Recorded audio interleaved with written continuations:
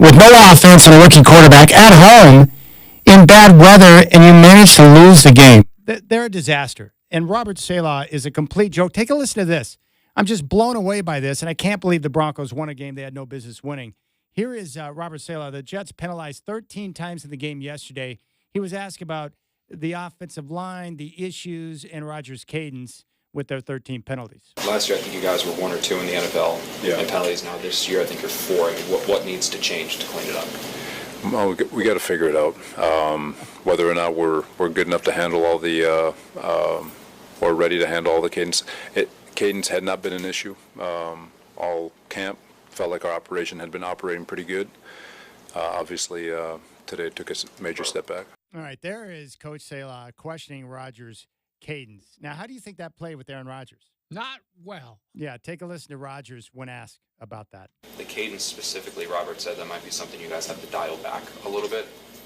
Is that something you think could potentially help the situation? It's one way to do it. The other way is hold them accountable. I mean, we haven't had an issue. We've had one false start. Morgan had one false start, I believe, until this. So it's been a weapon. We use it every day in practice. We don't, we rarely have a false start. And to have, 5 today, it seemed like, 4 or 5. Yeah, it seems like an outlier. I don't know if we need to make mass changes based on, kind of an outlier game. How beautiful is that where the quarterback, who knows a lot more about football than Robert Saleh, openly questioning his head coach. He's like, well, that's one way to do it. Or you could just hold guys accountable. Yeah, exactly. I mean, it's not like this is a new thing with the cadence. I mean, Aaron's been doing it his whole career. And if these guys can't adjust to it, then find other guys. All right, and the reason why we bring this up is you've got to understand that smart franchises find a way to win football games. Bad franchises always find ways to lose football games, and that's what the Jets are, a very dumb franchise. The other thing that was embarrassing yesterday for the Jets, they rushed it 23 times for a grand total of 64 yards, 2.8 yards per carry. Nathaniel Hackett is a moron, and I can't believe the Jets continue to employ him. I guess they do it because Rodgers likes him or they're buddies or they love each other or whatever, but that's a game in bad weather where you just sit back and you run the football and you run the football, and instead they put their quarterback in a compromised position to get sacked. 5 sacks by the Broncos on Rodgers. He got punishment. He was hit a total of 14 times, and you got a guy coming off an Achilles injury. It's like, what are you guys doing? The buffoonery with the Jets it's mind-numbing. Well, how about all the moaning about the, quote, bad weather, unquote? Yeah. I mean, it was just a rainstorm. Yeah. Rodgers played in Green Bay most of his career. Yeah. He's played in bad weather before, but now all of a sudden he can't handle rain. And Bo Nix, you ever seen a wet football, my friend? Yeah. Bo Nix acted like he had never seen rain before in his life. Yeah. They made that a big story about the rain. I'm like, come on, man. Football is about the conditions. Don't these teams prepare for what could potentially be a wet football? It's mind-boggling to me. It wasn't even that bad. Of course, I'm used to seeing real rainstorms here in Oregon. How many of those Friday night football games have I covered with the Preps where it was just torrential rains? It wasn't like that in New York. Well, and the Broncos just went on a little team bonding experience in West Virginia. It was raining there. Mm-hmm.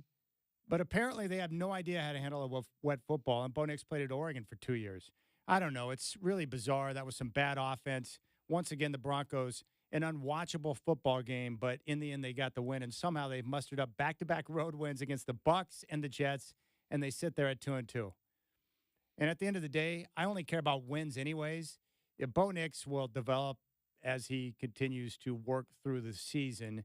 He made a big throw and had a big touchdown pass and didn't make the big mistake yesterday. So props to Bo. But that was an ugly football game, Godfather. Oh, God. Heaven forbid I have to watch more games like that. Seriously. Yeah, I know. Brutal. I have no desire to watch games like that. All right. Terrible. First off, a big thank you to everyone who participated in our Balls for All event last Friday at Haven Spa. We ended up basically filling up the Viking Spa, which was terrific. There were a number of listeners that came by, so many that I can't even possibly run through the names, but I just want to say thank you to the bottom of my heart. And you know who I'm talking about. Tony out in Boring, Sean and Sandy came by. The God Brothers stepped up big time. Michael Shacker added some balls and contributed.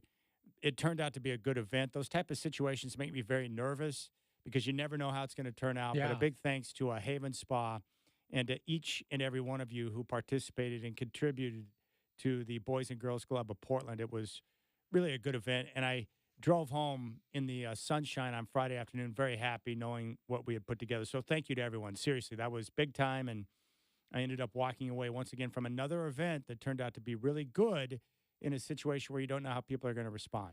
Yeah, I would say a hat tip too to Cheyenne out at the spa, Haven Spa. He was great, and it was really nice to be out there with them. Yeah, I love events like that where we get to meet, and some of them we've met several times now. Regulars on the show, they come by, say hi, and you get a chance to meet them face to face. It's cool. Yeah, it's a very good experience. Now, today, here's what we got coming up on the show. It's going to be a big-time program for you. Trailblazers Media Day, and Dwight and I were down at Moda Center. We were hanging out in Studio C for an extended period of time, along with Michael Shacker. Chris Burkhart was down there doing some work. And so we had a chance to talk to just about everyone that you would want to hear from. And coming up on the show today, we're going to hear from Anthony Simons. We're going to hear from Coach Billups, who I thought was terrific. Jabari Walker, very insightful. Donovan Clingan. And then we're going to talk with Coach Bray of Oregon State. And then tomorrow we're going to hear from Joe Cronin. We're going to hear from a couple of others on tomorrow's program, including DeAndre Ayton, who was very jovial today. So very excited to get that out to you. But I was very impressed with all the different guys that we spoke with and the optimism of the guys heading into a brand new season. Yeah, and I think it was really interesting, the talk of all the enthusiasm and energy at the workouts the team has been having prior to training camp opening. Chauncey Billups walked in with the biggest smile on his face. He was happiest so good. guy in the world. Very happy, very focused, and clearly a guy that has a better handle on things going into this year compared to when he got the start, because he's been learning on the job. But he looked pretty confident today, which was nice. And Donovan Clingan, I knew he was a big man, Godfather, but he's a much bigger man in person than I could have possibly realized. He casts a giant shadow, as they say. He is a classic wide body. Pat Riley would have loved Donovan Clingan back in the 80s. He is a big kid. Godfather, he's a monster. Yeah, he is. How would you like to try and drive the lane, and then all of a sudden you got that guy standing in front of the rim? No, thanks. Good luck with that. What was interesting, though, is how well his teammates spoke of him after these workouts. Yeah. They like him. Yeah, and the guys have been out there at the practice facility over the last couple of weeks banging and playing, and in that competition, that's the word that we heard on a regular basis, has been very strong. So we're going to get a chance to bring all that to you. The first preseason game will be a week from Friday on the 11th against the Clippers. That will be up in Seattle. And then we'll proceed through the preseason before the opener at home against the Golden State Warriors on October 23rd. Now, you've had your own personal issues, which is nothing new, Godfather, but apparently a nationwide outage from Verizon. So you had to make the unfortunate stop at the cell phone store. Yeah, it's when you pull up to the cell phone store and there's a crowd outside, either somebody's had some bad medical problems or there's a national problem. And I felt sorry for the woman standing at the door having to tell everybody, sorry, there's a national outage with Verizon. They're not sure when it's going to be fixed. We've heard an hour. Well, it's already been an hour. But she had to tell some very disappointed people who often fired back at her, I think, and that made that such a tough job. I've had Verizon for years and never really had any problems. But I'll tell you what, when you can't use your cell phone, you feel like this is the worst thing ever. Can you remember the days of when you never had a cell phone and it wasn't even an issue? Yeah, I can, and that was pretty nice, actually. You got away from home, you got away from the phone, you didn't have to worry about it. Do you think 50 years from now, 100 years from now, we'll look back and think, man, the cell phone really was a good idea? Because I'm not sure it improves life. I'm not sure it does either. It's not as bad as social media, which really does ruin lives, I think. But the cell phone helps you get to social media, so... All right, time to get this party started. We're going to come back and hear from Anthony Simons. But as we head to break, I just want to do this one more time for our good friend, East Coast Earl. Oh, yeah. Who is the head of the culinary department over at Clark College. This is for you, East Coast Earl. Zerline from 50 to give the Jets the lead. 51 seconds to go. Out of the hold of Morstead. The snap, the placement down. The kick is on the way. It's got plenty of distance, and it is no good. It floated right. Heartbreak for the Jets as Zerline had it curve off to the right, and he can't hit from 50. and it looks like the Broncos will hold on and win this game by a point. Don't worry, Earl. You are used to a lifetime of disappointment with the Jets. You're a Jets fan. You know this. Yeah, you knew that was going to happen like that yesterday. All right, we'll come back. Anthony Simons, our conversation with him. You got the Rip City Drive with Dwight and Chad.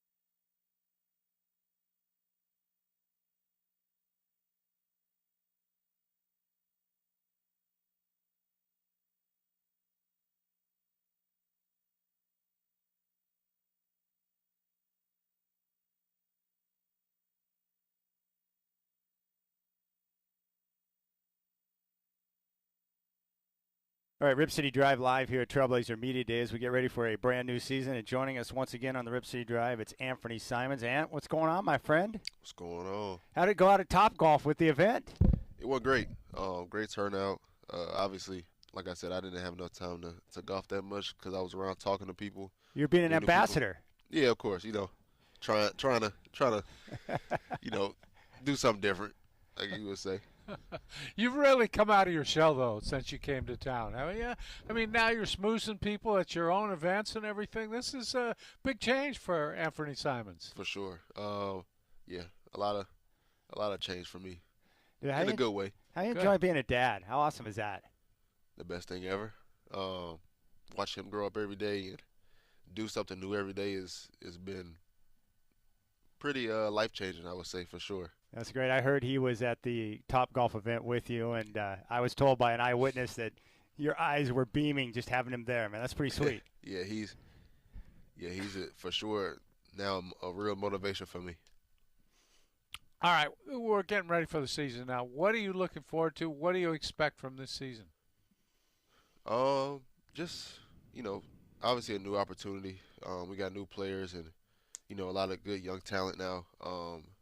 And so we're just excited to see everybody's maturation as players, especially all the young guys and even the older players as well. I think everybody on the team has something to prove, and I think that should be everybody's motivation to prove, who we are as individual players and who we are as a team, who we can be. One thing that Dwight's been asking, Coach, and we talked to Klingon about this, but for you, because you're one of the elder statesmen now, out there at the practice facility, just getting a chance to watch the guys, who's jumped out at you as someone that's obviously been putting a lot of work into their game? I think everybody. I mean, you see, a change in attitude from everybody. Obviously, not, being a playoff team and not winning, a lot of games last season, can motivate anybody. I think it should. And so we know that that's not where we want to be and that's not the standard. So I think everybody went into the offseason motivated to become better players. And so I think everybody came back motivated and in shape and ready to go. That's an interesting topic, I think, Ant, in that you came here when the times were good and the team was winning in the playoffs and doing well and people were happy and there were new challenges every year. And now the last few years, how difficult has that been for you? It's been pretty difficult. But obviously you got to understand the situation in the people, the roster trying to turn around and stuff like that. So I think, just falling into the process of what can I do to be better? What can I do to impact winning? And then what can I do to help all the young guys get them to the success they want to be at? So I think that's been the process for us for the past couple of years, and now, which we want to add new players and new talent. I think that's going to help us, prepare all the young players in each other to be, become better. One of those young players, one of those newcomers, Ant, is Denny Avdia. What are you seeing from him with his game? Known as an all-around player, but what do you notice from him so far? Just his versatility. Obviously, being able to do everything on the court and take the pressure off you a little bit, especially like when it comes to like ball handling, the responsibilities. I might be getting picked up full court or being in a high full court, and I can just get a ball to Denny, and he's able to bring the ball to the court, run the play, and so I think that's easy. Obviously, his defensive versatility helps us out a lot. His ability to space the floor, his ability to drive closeouts and drive to the paint, make plays for others. So I think he just a jack of all trades and be able to do everything pretty well. Last season, you guys were not a big team physically, but with the addition of Klingon and then Robert Williams being healthy, Denny brings a little size to the front court. It changes a lot, doesn't it? Yeah, for sure. I think obviously having, like we talked about Denny, but having Raul come back, obviously you guys haven't seen him that much, but he's looked good in the gym since we've been there. So, and also I think DC, obviously, his resume speaks for itself, and he able to catch on pretty quickly this past couple of weeks, and so he's been looking good as well.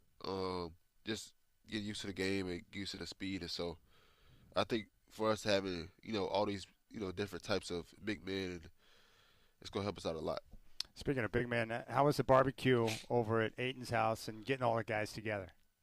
That was good. Obviously, DA is so, family oriented. So to have us over there and have the whole organization over there just speaks to who he is. And so just a good way of having everybody come together before the season starts, everything get crazy. Obviously, this team wants to play the two young guards a lot. And then we have you, who do you know yet? Do you have a feel yet for how you fit into that picture in the backcourt? I think, obviously, I just have to do, what I do. Show what I got better at, and I think all that stuff can be taken care of itself. Obviously, Chauncey has to obviously make the ultimate choice. So, it's gonna be up to him whether he decides what to do with it, and then the rotation in general. So, I think I should do my part, and the rest take care of itself. He was talking about playing fast. He wants guys to be in tip-top shape because he said for you guys to compete, you want to play fast. What do you think about that assessment by Coach?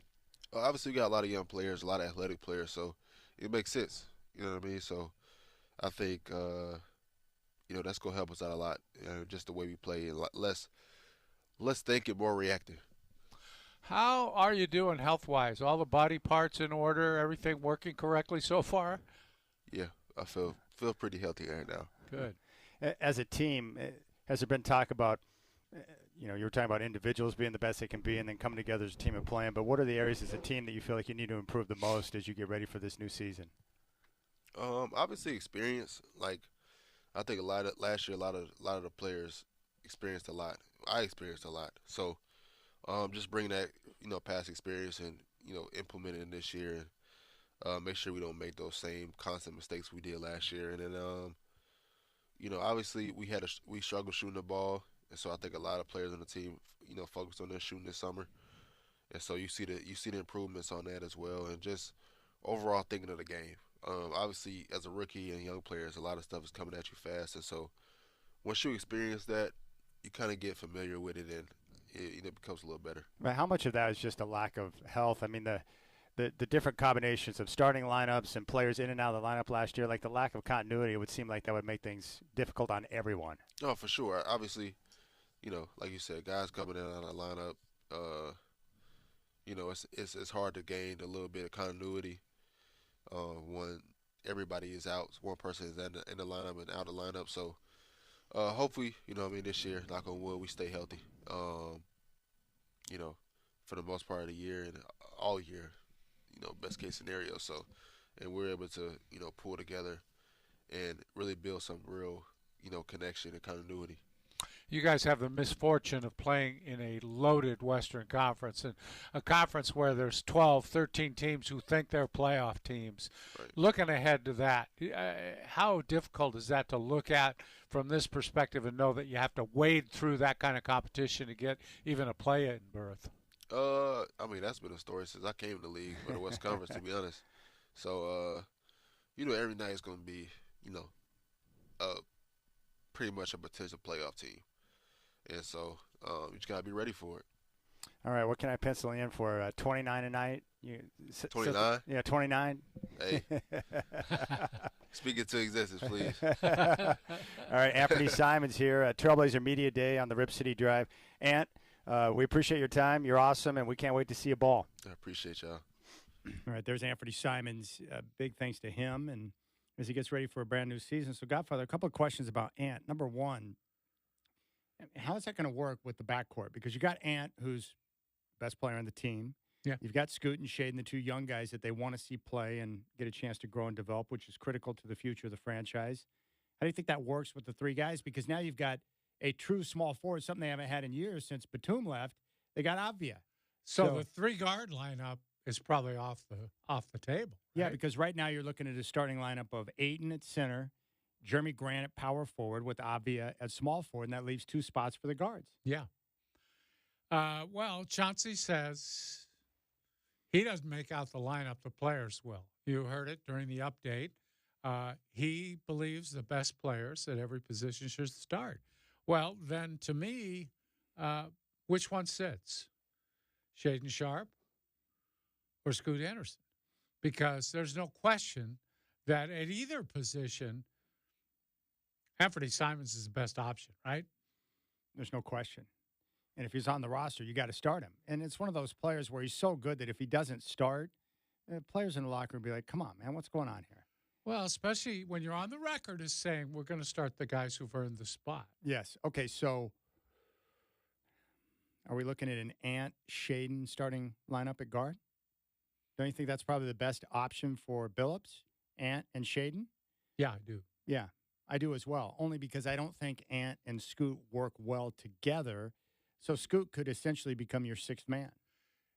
Yeah, and I think Ant's best position is point guard. I think that's really what he is. He can play both, no doubt. And Scoot's best position is point guard. Right. Meaning you want both those guys on the ball when they're in the game. Yeah. So if you got Ant and Scoot in the game, if Scoot's not on the ball, that's a problem because he's not a spot-up shooter. And vice versa, Ant is better with the ball in his hands. Yeah. So I just think it puts both guys at a disadvantage. And it also tosses out the window the idea that the team wants to see Shaden and Scoot together because it's probably the future. Yeah. So here's my question about Ant.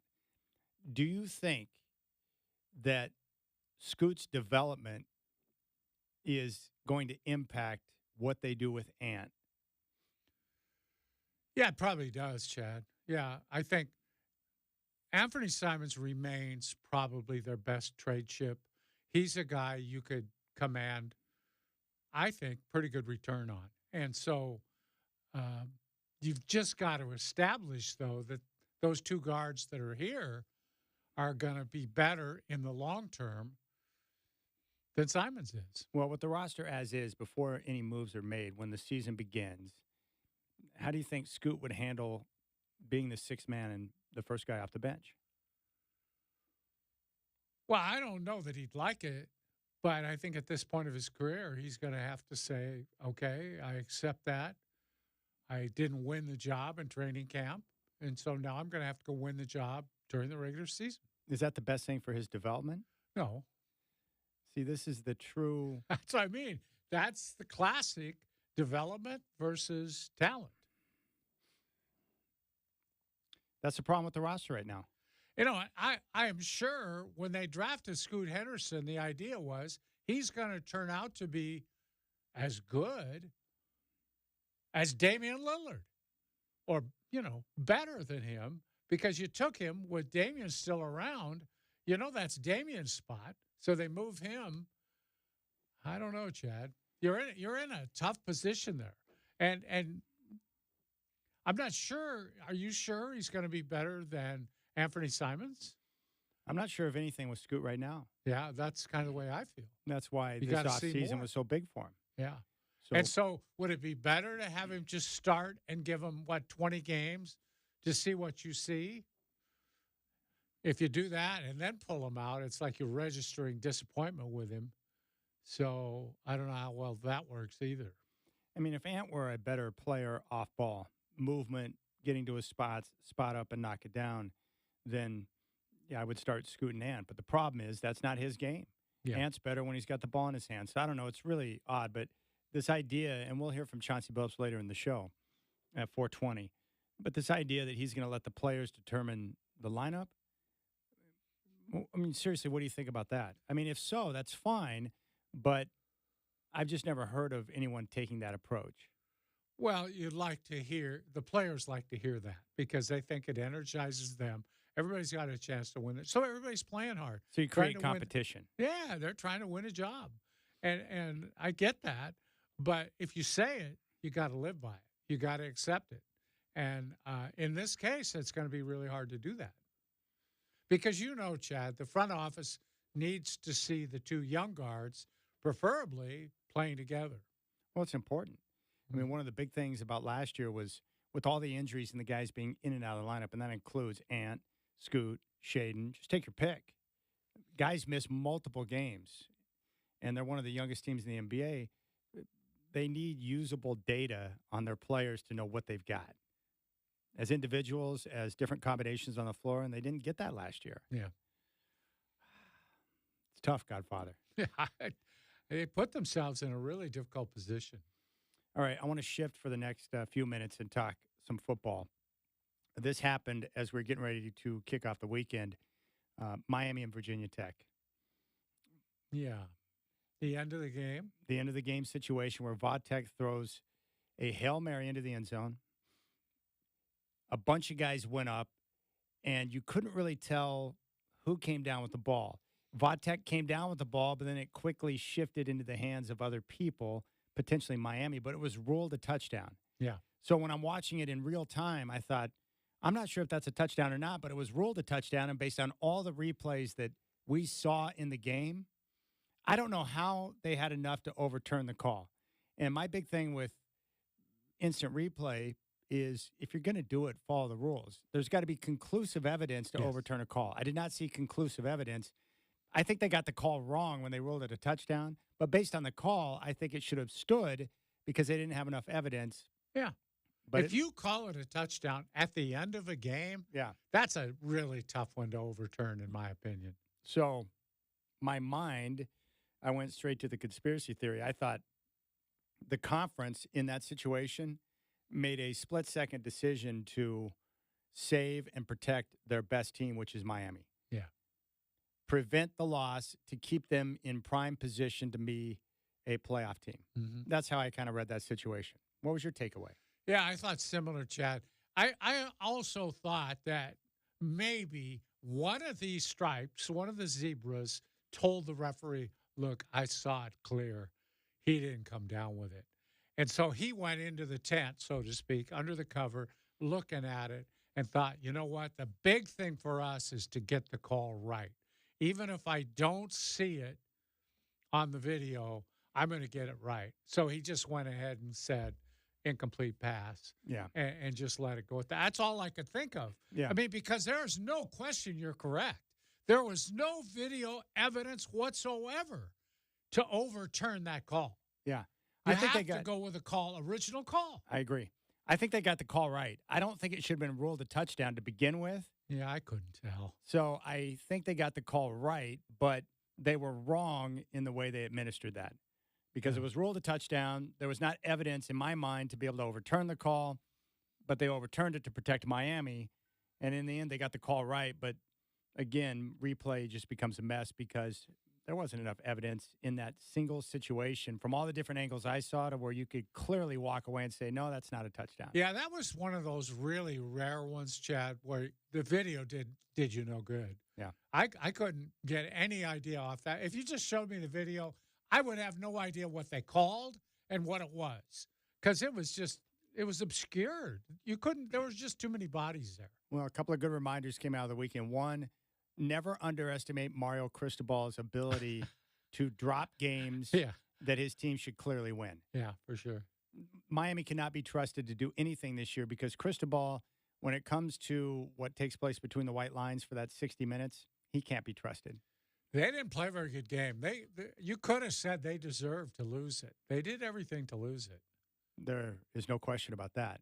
And then Lane Kiffin, once again, failing to live up to expectations. That was another mind-boggling game. But that's what he does. Yeah.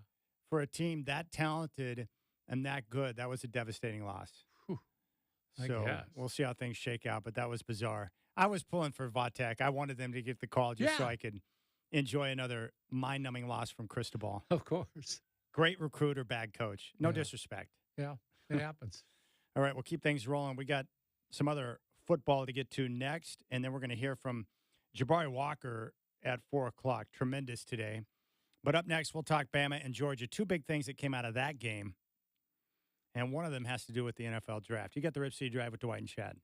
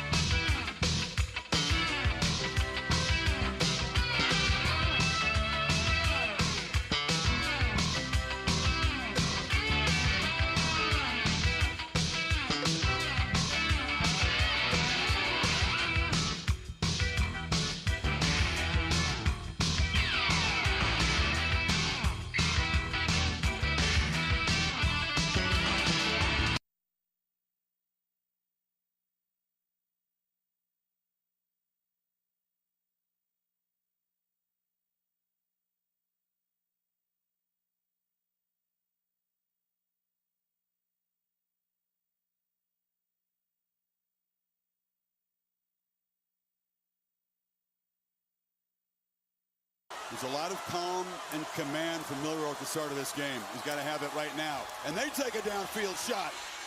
And the catch is made. It's Ryan Williams, still spinning free. Touchdown, Alabama. They answer in one play. 75 yards for the 17-year-old. Are you kidding us? Well, that Alabama-Georgia was one of the best football games I've seen in quite some time. Alabama jumped out 28-zip, and you're like, man, they're going to rout Georgia. Yeah. And then all of a sudden, Georgia just continued to fight. They chipped away, and they took a late lead in the game, which was unbelievable, 34-33. And then Bama was able to respond with Jalen Milroe. What a game. That was awesome. It was a great game. That lead lasted about 20 seconds. Yeah, about 20 seconds. What a great throw and catch and run on that play. 75 yards of beauty. Can you imagine if they don't make that play and don't win that game? How the whole story, the headlines flip and change with the meltdown, being up 28-zip at home on Georgia, and you lose the game? That was an awesome football game. Yeah, it was really good. And when you watch those two teams and you see the talent at the line of scrimmage, you see the speed on the outside, the play at the quarterback position, it's a good reminder of the difference in college football from the best programs, the best of the best, and then the rest of the country. Everybody else, yeah. I mean, that's how I felt. I was like, this is a different league we're watching here. Yeah. It was very impressive. But the other thing that was impressive, Godfather, was Kalen DeBoer. And as you and I know, anytime you take over for a coach, a legendary coach, and in this case, the best coach in the history of college football, no one wants to follow in those footsteps because you're going to be judged by one person, Nick Saban. Well, that's not what Nick would do. That's not what Coach Saban would do.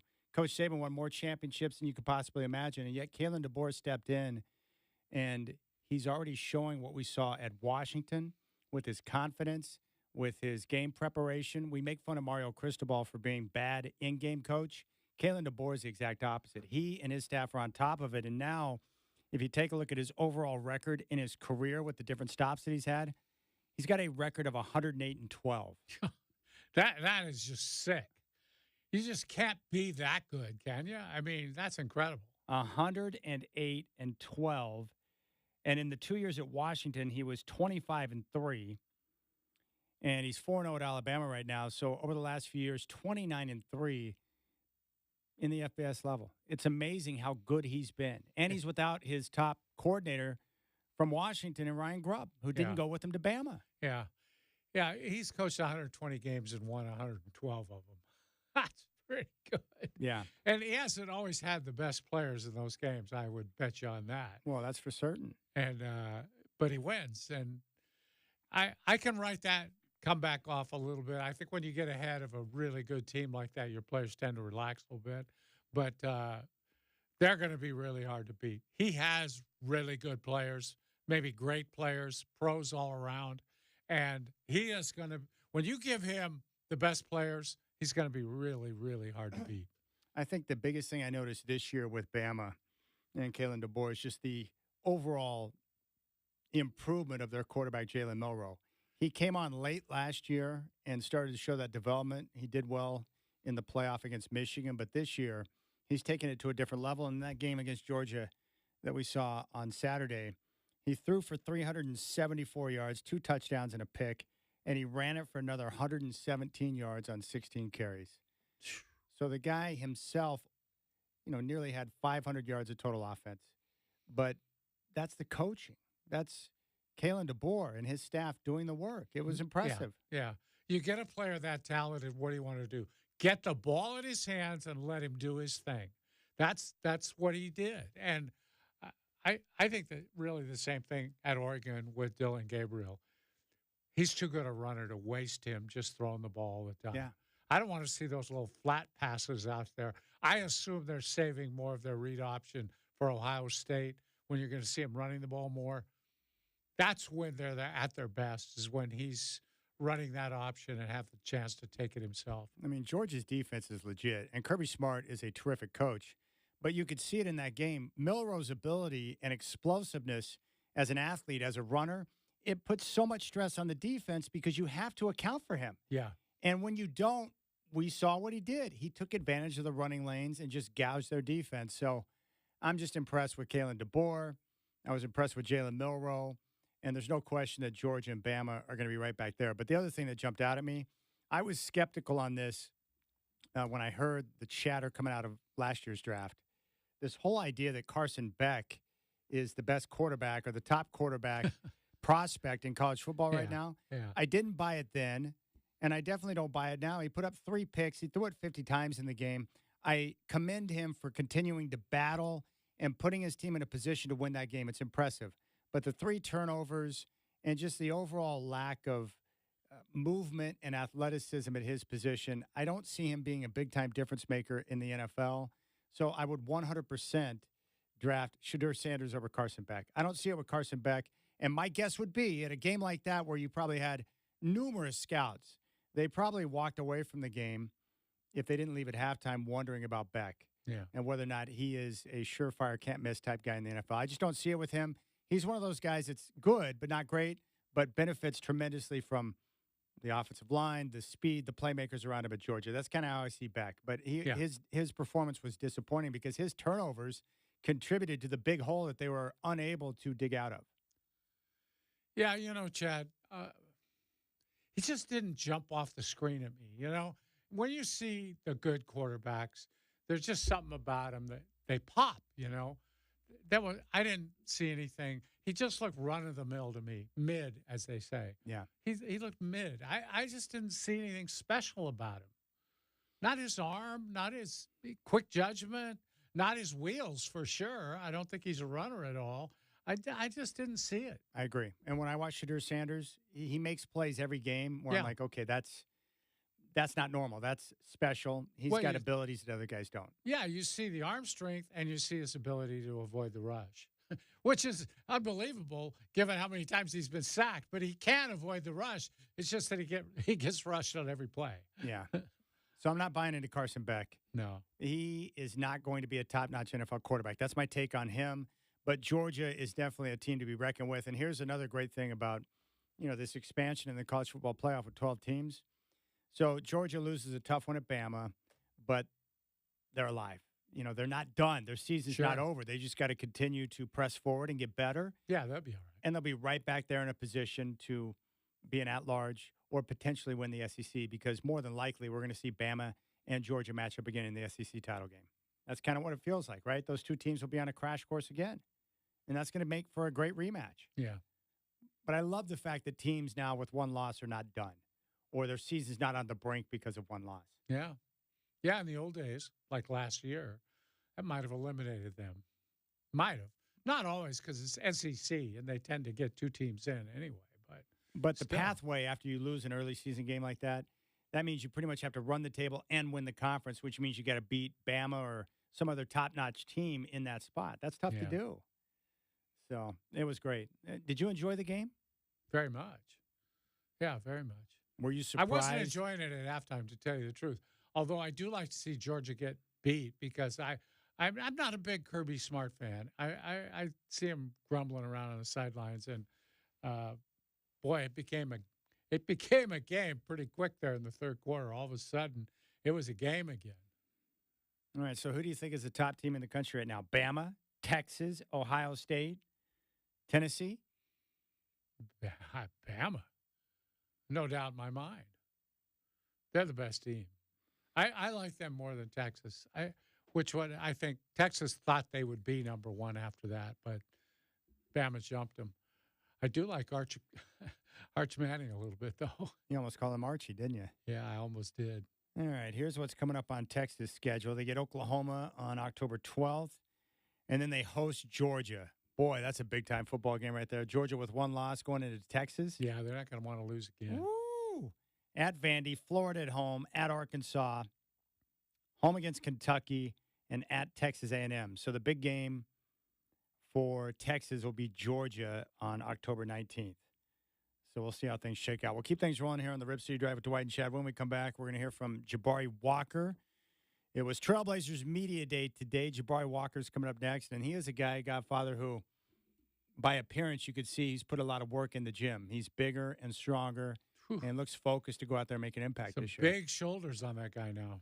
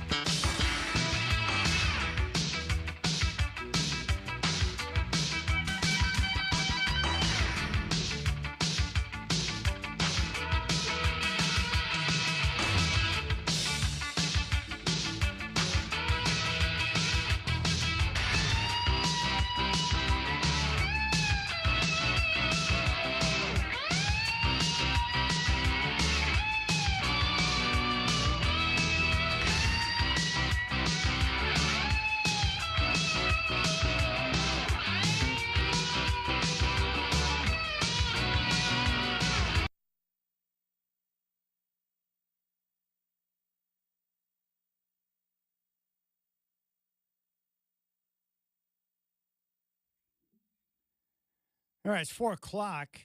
How you doing, my friends? Trailblazers Media Day today. The first preseason game is a week from Friday. It's going to be up in Seattle against the Clippers. Coming up on the show, we're going to hear from Jabari Walker, Donovan Clingan, and Coach Billups. Sad news from the NBA today. Hall of Famer Dikembe Mutombo has passed away at the age of 58 due to brain cancer. From college football, we got a kickoff time announced for Oregon and Ohio State. Saturday, October 12th from Autzen. Kickoff at 4:30. The game can be seen on NBC. Oregon State will take on Colorado State Saturday at Reser. We're going to talk with head coach Trent Bray. He'll join us coming up at 5:20. On the diamond, the Mets took game one against the Braves of 2 makeup dates due to a rainout this past week. If New York takes game 2, they'll advance to the postseason along with Arizona. If Atlanta takes game 2, the Braves and Mets are in, and the Diamondbacks will be on the outside looking in.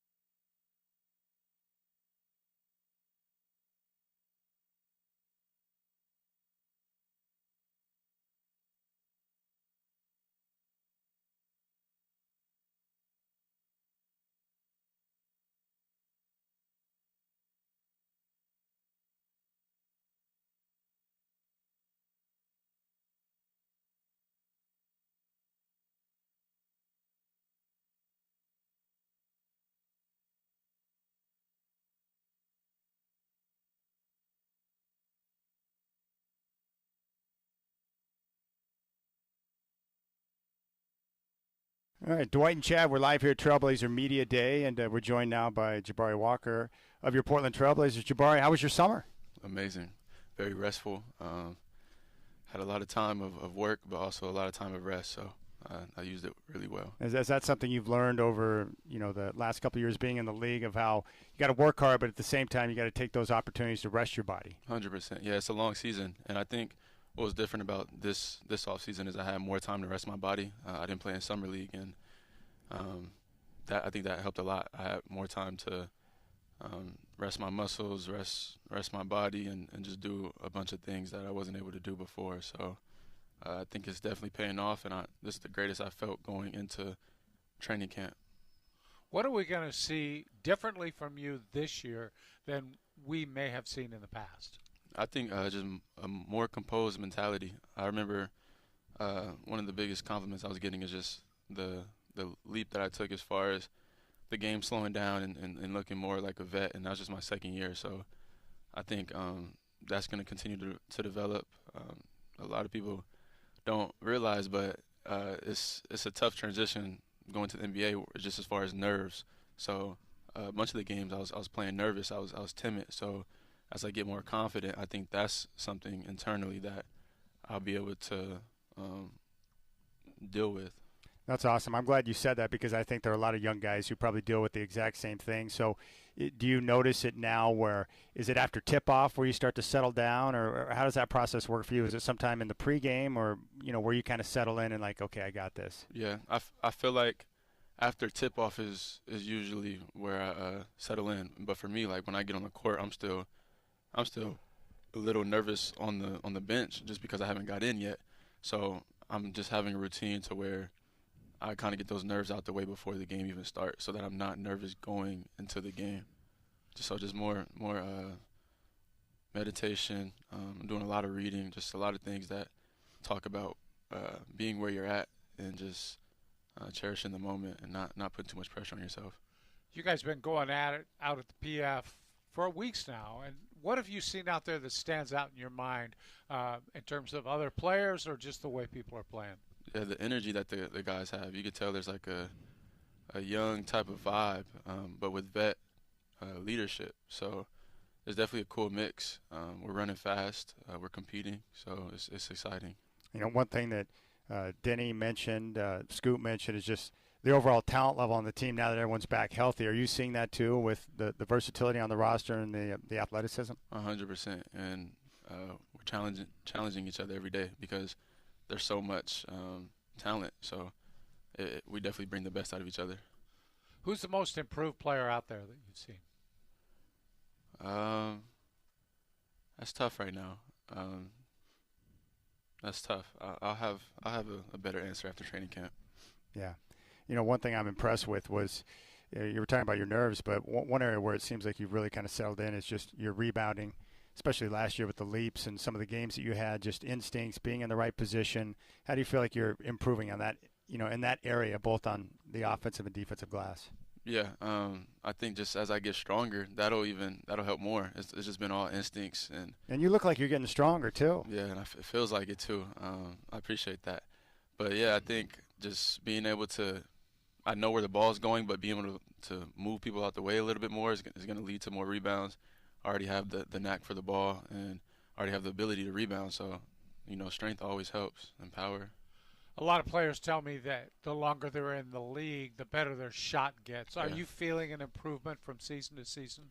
100%. Misses that you had in a workout that I would have had last year. Like, say I don't have a good shooting day. It's a different type of feeling. I understand why I'm missing more. It's not just random. I feel like the last 2 years, I had to just adjust to the three-point line. It was a little further, so I'm like, dang, that felt good. Why am I missing? But now it's like, okay, you missed that because of your legs.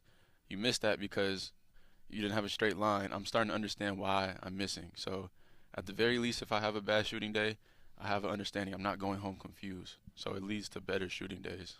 We're talking to Jabari Walker here at Trailblazer Media Day. One thing that Coach mentioned, and other guys have mentioned as well, is that he wants you guys to play fast. What do you think about that assessment in terms of for you guys to have a chance to compete in the Western Conference, which is tough? You guys have to play fast and use your youth and athleticism. Yeah, I think that's our advantage. We don't have the experience to just be playing slow and in the half court all the time. We have the skill to do so if we need to, but our advantage is our athleticism, and I think the young guys are willing to do that.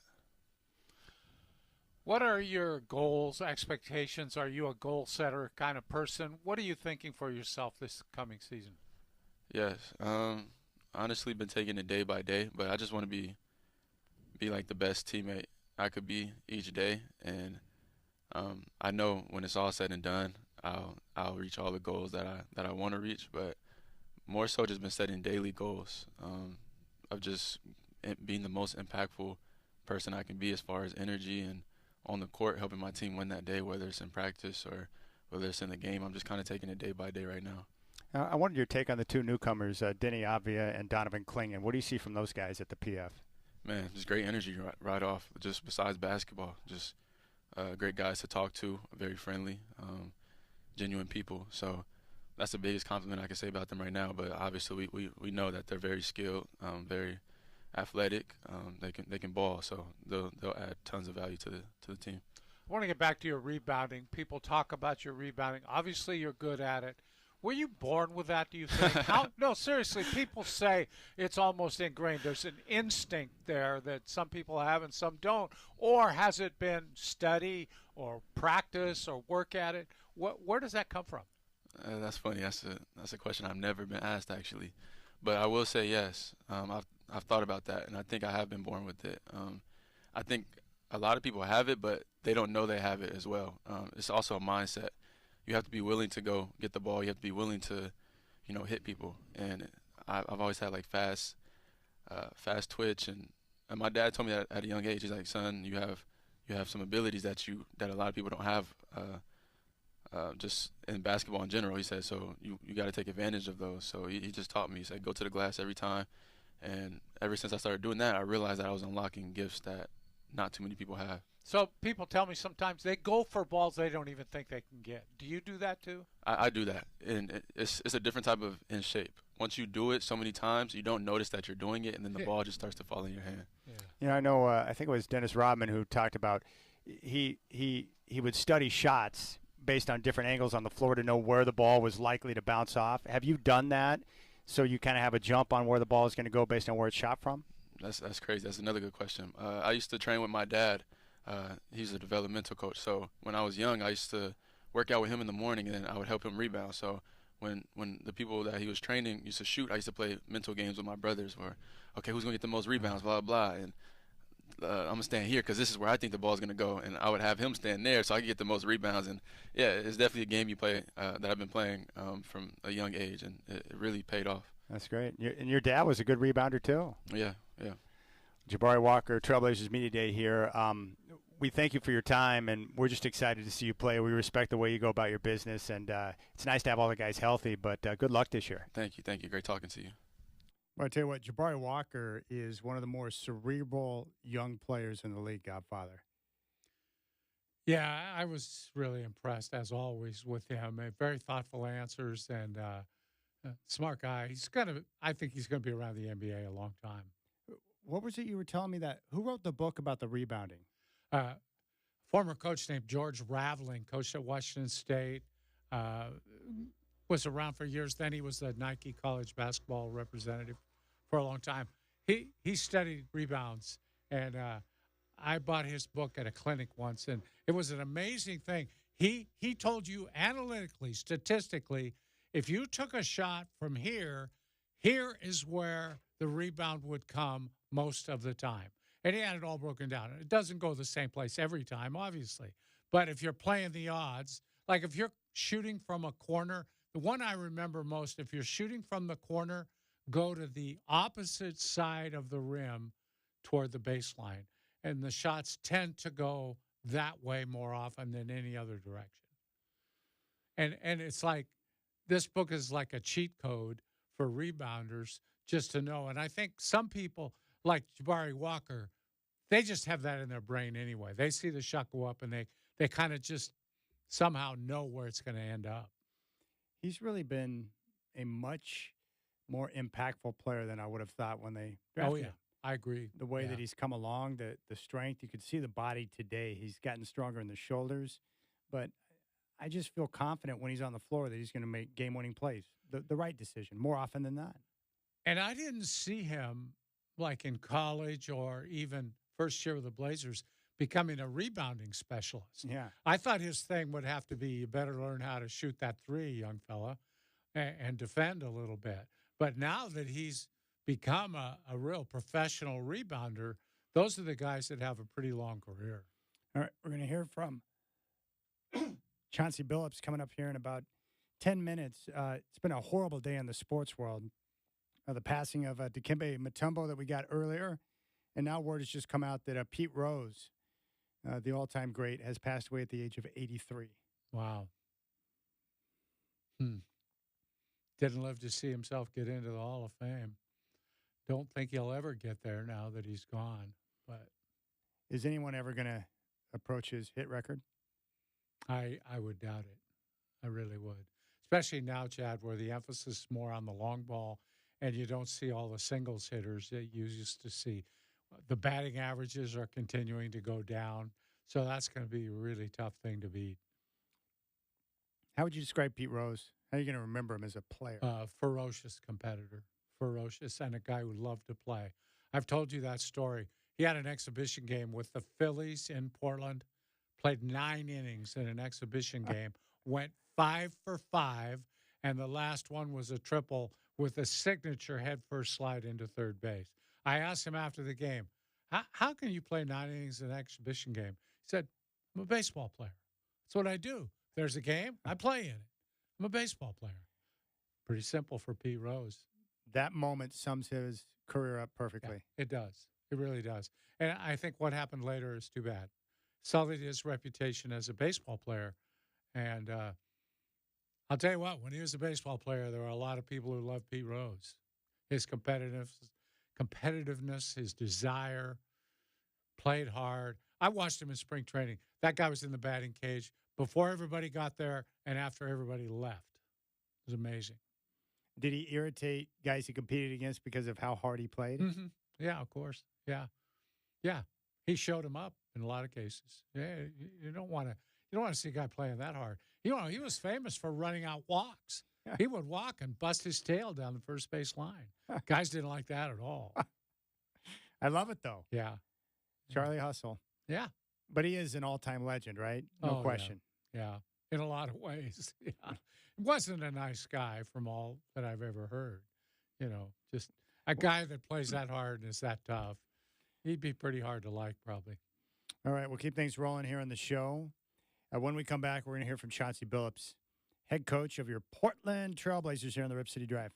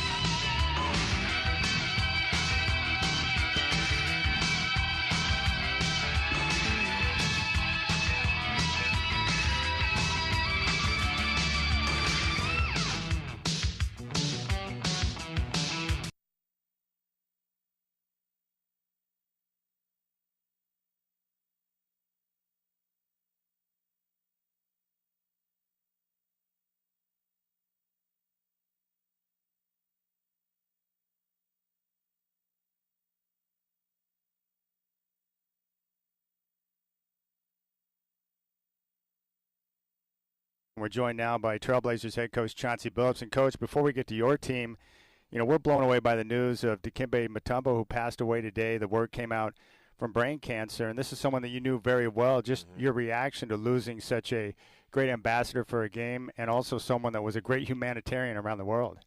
Yeah, that's tough news this morning. God took a good one when he brought Dikembe home.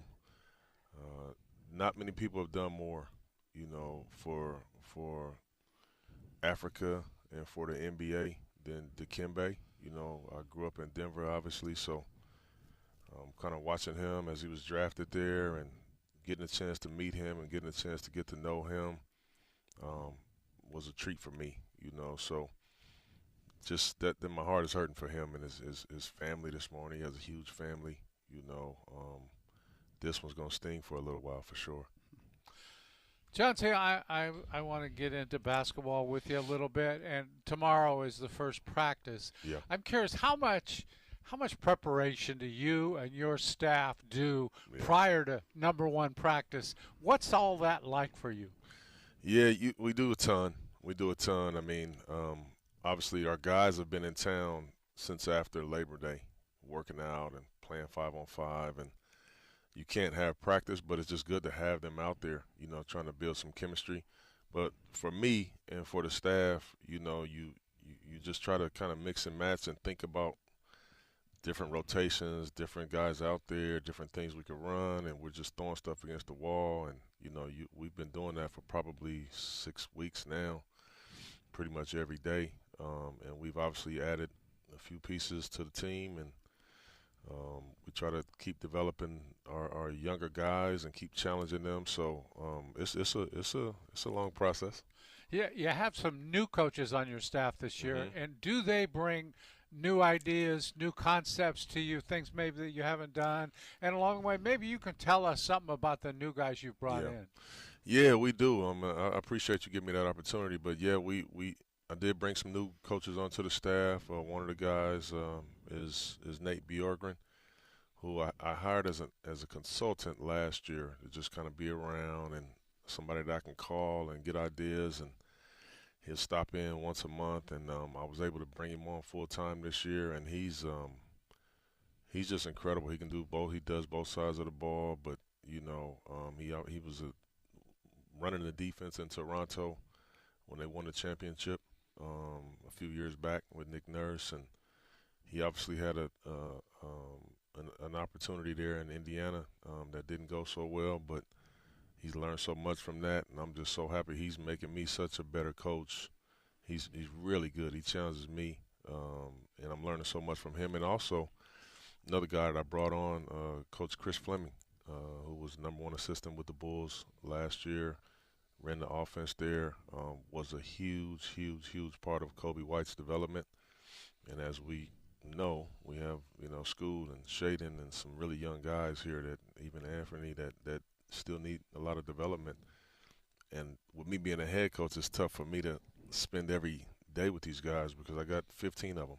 I got 18 of them that I got to, try to help. So Chris is going to be great. Chris is going to be helping with the offense. Obviously, we had a lot of things that were really bad last year. The offense was probably the worst. So it was important for me to get him and have him here too. And then I hired another guy behind the bench named Ronnie Burrell, who is a young coach in the league. He was a G League Coach of the Year a couple of years ago with Brooklyn, and just trying to find his way. I think he's going to be really good for us in terms of player development. And, I'm going to kind of have him working with the defensive side of the ball. So I'm excited. I think that this is the best staff that I've had, so I'm looking forward to it. Coach, you mentioned the newcomers. Let's talk about a couple of those guys. Denny Avdia comes in a deal with the Wizards. Yeah. Really like his game. He can shoot, he can defend, he can run the floor. He's a playmaker.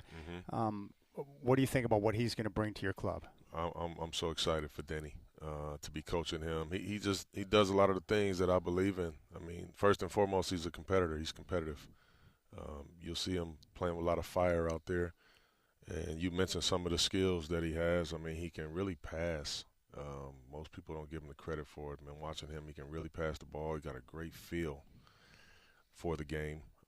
He continues to improve his shooting. He can guard multiple positions. He's still young, as well. So I was really, really excited to be able to get him and add him to the fold. And yeah, you'll see him. He'll have a big year for us. Chauncey, we didn't see Scoot in Summer League, so I'll ask you, how was his summer? What did he do, and how has he progressed? Yeah, Scoot he's gotten better. He spent a lot of time this summer just working on some of the things in his game and then some of the things with his body, that he needed some refining, which is the reason that Joe made the decision to not let him play in Summer League and to stay focused on what he was doing. So I thought he had a good summer in terms of that. And, he's been pretty good these last 3 weeks, just kind of getting out there playing. And so I'm looking forward to, to Scoot continuing his development. One thing that caught my ear throughout the course of last season was your praise of him in regard to how he dealt with the ups and downs of his first season, responsive to coaching, responsive to his teammates, didn't get himself too down, but was always willing to work and accept the criticism that came his way. How much do you think that's going to help him as he continues to move forward? Well, I think Scoot's going to be playing with a chip on his shoulder that most guys aren't. It's just kind of who he is for one, but just struggling the way he did last year. I think when we look back years, in a few years and look back, he'll probably be honest and say he probably needed that. But it's also tough to go through. He's never been through that. He's never struggled at basketball, and let's be honest, he struggled. He struggled mightily last year, and it just happens. It is what it is, but it's that last year's over now, and you want to pick up the pieces and you want to try to just continue to move forward.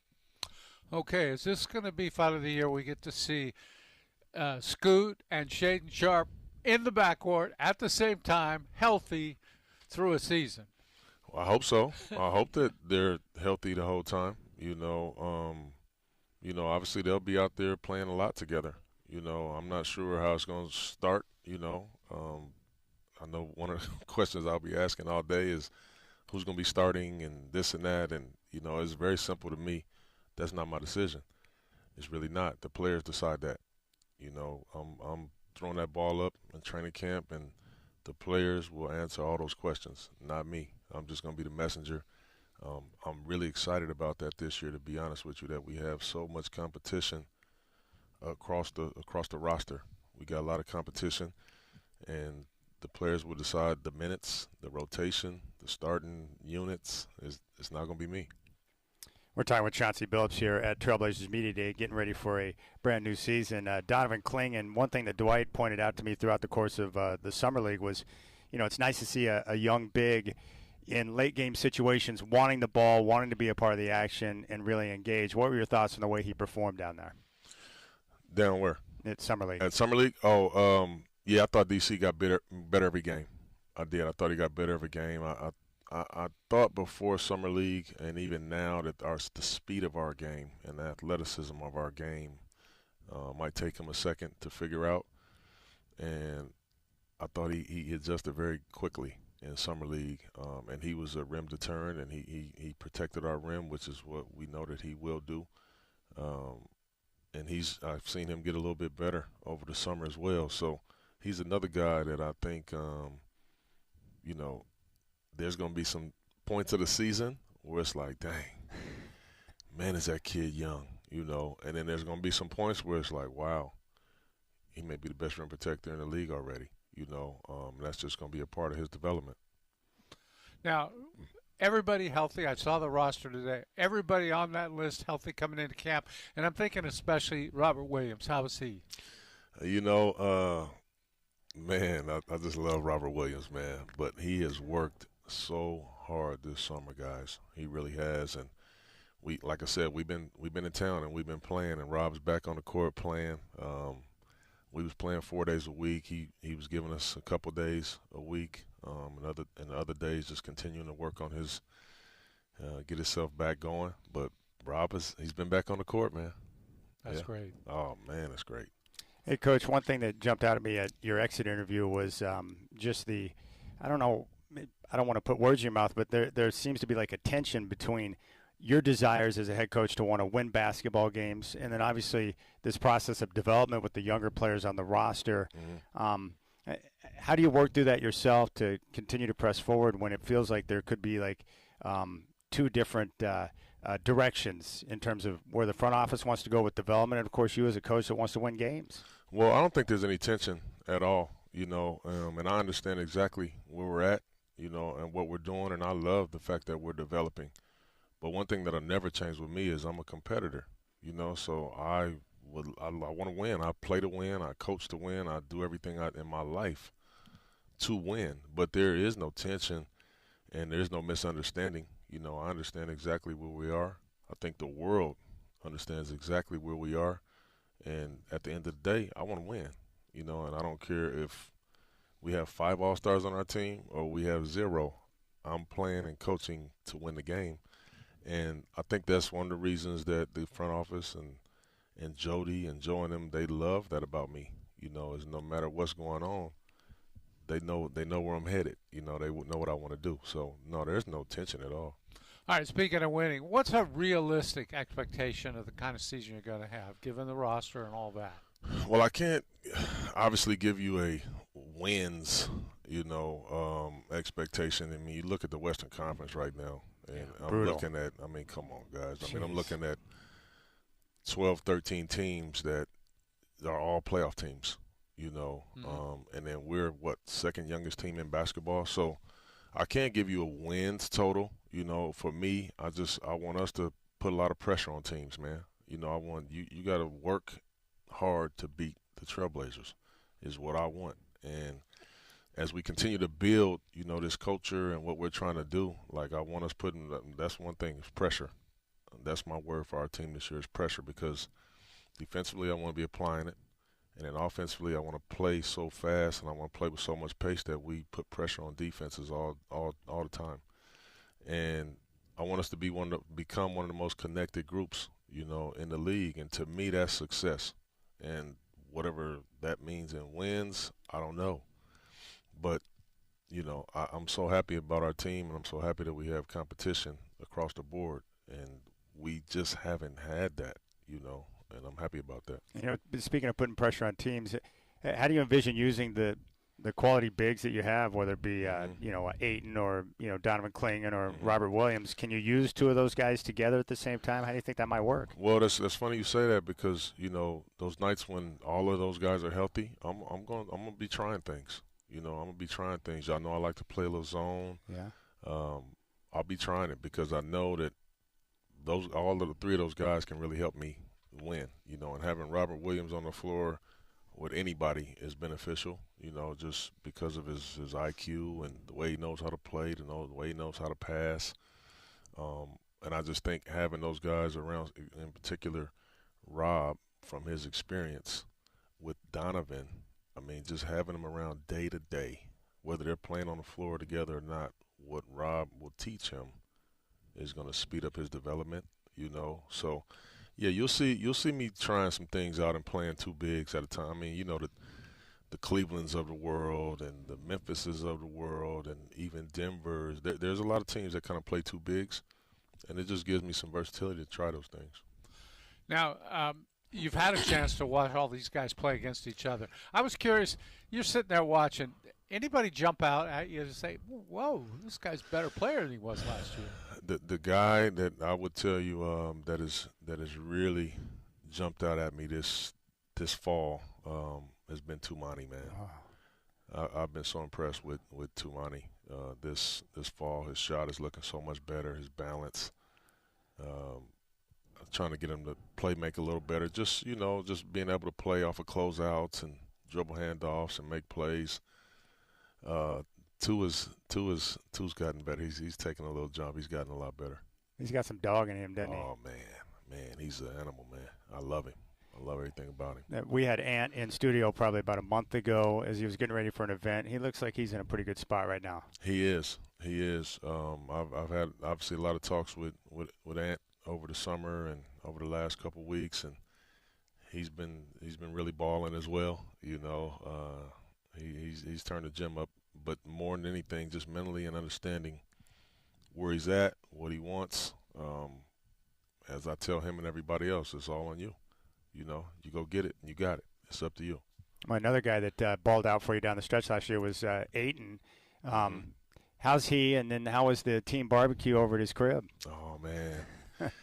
You know, I was proud of DA really for stepping up and having like the team function. Yeah, for getting the guys together. Inviting everybody back to town. And, you know, I thought it was a great kickoff event for us, and it was all his idea. Obviously, he has an incredible house, and we all enjoyed that. But DA's doing a good job. DA's doing a good job. He's been pushing his conditioning. I'm telling all our guys this year, you got to be in top shape, you know, because the only way we're going to be able to compete is to play fast. We don't have ISO guys that you could just throw it to them and they just get us a bucket every single time. We don't have those guys. So we have to play together. We got to play fast. We got to move the basketball. And they've all, you know, bought into that. But it requires you to be in tip-top shape to be able to play that way. And DA's close right now, but he's not quite there, you know. And we talk about that. So he's going to be fine. DA's going to be good. One more question. Okay. You got that option you're hanging out for next year. Uh-huh. Any change at all in that? No Do change. You expect no any? change in that. I'm not sure. I mean, to me, this is how I feel. You know, in our game right now, and with coaches, you know, you come in and they say, "Man, you coaching for your job," or "This is the last year," or to me, every year is like the last year for you because you can get let go in your first year of a 5-year deal. You can get let go in the second, the fifth. It doesn't matter. So for me, I just want to come in and do a good job. You know, I feel like I'm light years ahead of where I was 3 years ago when I was blessed enough to get this opportunity. I mean, I'd just been coaching for 1 year. You know, what I've learned and where I've come from that point, man, I feel so amazing about myself and where I'm at. And so I'm just happy about that, you know, and I just do the best job that I can. I've always felt like I'm the best person for this job. So we shall see. By the way, I lived in Denver before I moved out here. Oh, okay. And, you know, from the moment I was young, Elway's always been at the top of the food chain for athletes. You know this. Yes, but it is. I swear you're pushing him because I get all my family, all they do is ask me, like, hey, how's Chauncey? How's Chauncey? You're a Rocky Mountain legend, dog. Hey, man. It's great. They love you there. That's my town, man. That is my town. Yes, indeed. Yes, indeed. Well, Coach, we appreciate the time. We look forward to seeing you work this year, and good luck with this new squad and the new pieces. Hey, man, I appreciate you guys. I appreciate y'all's support. Obviously, you know, it's been a tough few years, you know, here. We've gone through a ton, and I know it's not easy to be out there, you know, tooting my horn and talking about the good things I've done when you look at our record, but I think you guys see it right. You know, I've changed a lot around here. You mentioned it, but I appreciate it. Yeah, but do you feel like entering into camp like today compared to a few years ago? Is it like it's like a different ball game for you now? It's night and day, man. Yeah. It really is. It's night and day. Just my preparation, what I'm looking for, what I'm trying to do, how I coach, how I teach. It's night and day. It really is. And I'm happy and thankful for that, you know. It's awesome. We appreciate it, Coach. Yeah. Thanks, guys. Appreciate it. My Godfather, Coach Billups blew me away today. He was in a very good mood. He was. But he's, you know, in general, pretty affable guy, I would say. Very even keel. I don't think he gets down too much when bad things happen. But there's no – I mean, you can say what you want about his coaching. He's a good man. Yeah, I don't know what his future holds for Billups here in Portland, but I just hope the franchise picks up that, you know, fifth-year option. Yeah, come on. Do the right thing. Because he has done all the things that has been asked of him in terms of, you know, playing the young guys, going through some difficult seasons. The situation changed dramatically from when he was hired up until now, for sure. Yeah. All right, we'll keep things rolling. By the way, no one's ever going to beat Pete Rose's hit mark, 4,256. No one's going to sniff it. No. No chance. No chance. No. That's put it down in gold. All right, we'll keep things rolling here on the Rip City Drive. When we come back, we'll focus in on the Oregon Ducks.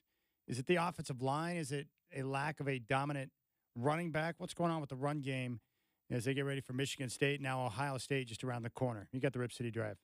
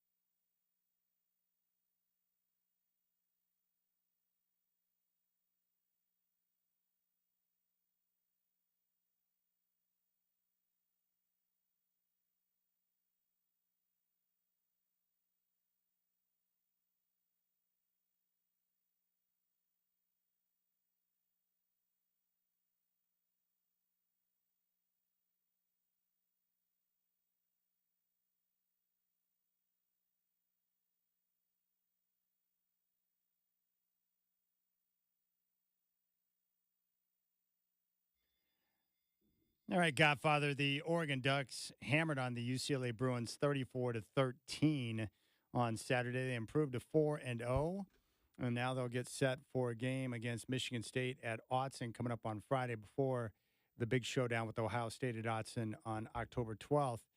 I don't know how you felt when you watched the game, but I still feel like there's something lacking with the Oregon offense. And it really comes from the lack of production in the run game. They ran it okay against UCLA, but we're so used to having great balance between the run and the pass, and Oregon really being able to lean on that run game to where it becomes a dominant part of their attack. And we just haven't seen that so far this year, aside from the Oregon State game. And, you know, really it could be a combination of things, but you've pointed out that you look at the running backs and the guys who are out there getting the job done, they could be missing something there, some juice in the backfield potentially. You know, Chad, I think they are. And I'm very accustomed to them having a really, really good speed back, a Bucky Irving who can break away and take the ball the distance. You know, LaMichael James was there. They've had guys. See, for me, what they have is a kind of tweener, a smaller guy who is a good running back. Don't get me wrong. I'm not knocking him. I would prefer a bigger, stronger guy who can be the power back or the smaller. If you're going to be smaller, you got to be fast. And I just don't think that James is fast enough to hit the kind of holes that he has to hit and to break away. He's not a guy that's logged a lot of long runs in his time. I don't like their offense. It's almost a ball control passing game where they're throwing the ball in the flat all the time or they're faking that. I think they're setting up RPOs and options for the Ohio State game. I felt that all year long, that's what they're doing. But it's not fun to watch. I think they're kind of a boring offensive team. All those short passes, not stretching the field much, running game mostly ineffective. They can't plan on getting 5 yards a carry like they used to. And you're right, the balance is just not there. Well, I guess my question would be this with the run game. If they had a dominant running back, like let's say Gente from Boise State, would their running game be significantly different, or with the offensive line issues and the shuffling and the lack of production from the guys up front, will we still see the same type of issues? Yeah, I think we would, because I see situations where there are, you see James breaking the line of scrimmage, but not getting a lot of yards after he's been touched, after contact. There's not a lot of that. I think that I need to see more broken tackles and then more indications that he can just run away from people. I haven't seen that yet. I think what I'm learning about this Oregon Ducks football team, and this could potentially be a good thing, I think what happens is that we've been so spoiled by the Oregon Ducks over the years with being a high-powered offense, having terrific running backs, Chip Kelly as head coach, and different quarterbacks who were top-notch. I think the offense has always been kind of their calling card. Mm-hmm. This is what I think is a good thing about the Ducks right now. Dan Lanning is a defensive guy, and what we're seeing with the Ducks right now is they're starting to take on the image of their head coach to where their main calling card is defense. And while you may want to have more in the run game and more balance on offense, I'm a big believer that you win games and you compete for championships by playing defense and being able to really win battles at the point of attack. And their defense on Saturday against UCLA was great. They really squashed Garbers. He didn't get off. They limited UCLA to, I think, like less than 50 yards rushing. Mm-hmm. And we're seeing the defense really start to become kind of the catalyst of this football team. I think when you have that with a competent quarterback in Dylan Gabriel, I think that's going to be really great, because in a game against Ohio State's got a lot of power. They're high powered. Mm-hmm. But when you have a defense like Oregon that can, put the clamps down as they continue to find themselves on offense, the fact that they can lean on their defense more this year than they have in years past, I think that's a good sign. Yeah, I hope you're right for their sake, Chad. I just I want to see the defense against Ohio State and see how they do. I think football, college, pro, everything now is so geared to the offense. All the rules everything is geared to scoring a lot of points. And it just seems to me it's really, really hard to be that shutdown defense like you can see at Georgia and Alabama. But, they play each other and the score's in the 30s. So they couldn't shut each other down. I don't know if anyone else will have luck with that. And I just think anymore it's almost you got to score points to win. You got to get into the 30s to win, high 30s. There have been some games the Duck defense looked good. I'm not so sure against the running attack of Boise State. Now they have the great running back that nobody else they play is going to have as good a running back as that kid is. And he's put up numbers against everyone. Everybody. Yeah, no question. So anyway, it's going to be interesting to watch to see how good that defense is. They're going to have to be good. I guess what I'm trying to say is that there's not going to be a switch that Lanning can flip to get that offense and that running game on track. I think this is going to be a work in progress as they continue to go throughout the season. Yeah, I think until the quarterback starts running, that opens up everything. All of a sudden, that dive looks a lot better if you got to worry about the threat of him keeping the ball. Do you think they're going to unleash him against Ohio State? I do, yes. They better. I think unless they do, they're going to have trouble scoring. So are you saying that it's possible that this entire run up until now has been a setup for the Ohio State game? That they looked at their schedule and thought, we can get through this mess before Ohio State, so let's save our best for that game. I think that's possible. I also think, just like everybody else, they're afraid to run their quarterback too much, and especially at Oregon where they've had issues with injuries and things. I wouldn't be surprised if it's a combination of, hey, let's save him for that game. Let's make sure he's not banged up. Let's be sure. Because that's money. Come on. I think they got into a close game in Corvallis and thought, you know what, we better let him run a little bit, and you saw the results. Well, he is a big-time weapon. So if you're going to unleash him, Ohio State would be the time to do it. Well, he's right up there with a kid at Alabama in terms of being able to run the football. All right, when we come back, we're going to hear from the top draft pick of your Portland Trailblazers, Donovan Clingan, here on the Rip City Drive.